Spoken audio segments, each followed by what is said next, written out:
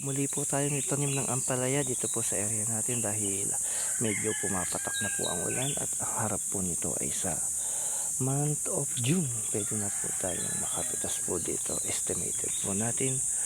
Yan. Kaya hindi na po natin titigilan po ito. Yan, napapansin nyo po ang pinagtatali po dito ay saha ng saging o dahon. Yan, yung iba po ginagamit ay straw.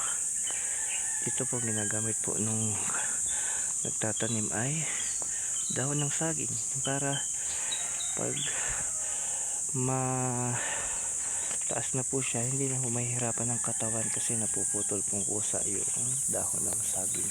Yan po. Yan po yan. Kita nyo naman po ang distansya, 1 metro. Yan, para po sa atin pong palayahan. Ganyan po ang ating ginagawa po na pagtatim dahil ang ugat po niya ay nasa ibabaw kaya hindi po natin pwedeng basta patuyuan ng ano. Nakita niyo pagdidilig ibabaw lang po. Yan o. Update po tayo sa ating pong ampalayan. Ganyan lang po ang buhay ng mga farm. Pagkatapos ng isang crops, tanim po uli ng panibagong crops. Hindi po tayo titikil.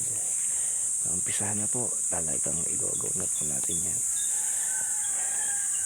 At hanggang sa muli, mga ka-farming.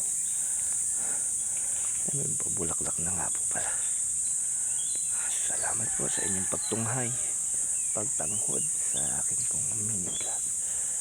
Pasensya na rin po kayo sa quality ng video dahil cellphone lang po ang ginagamit po natin pang upload dito po sa ating mga taniman dito po sa ating farm. Yan.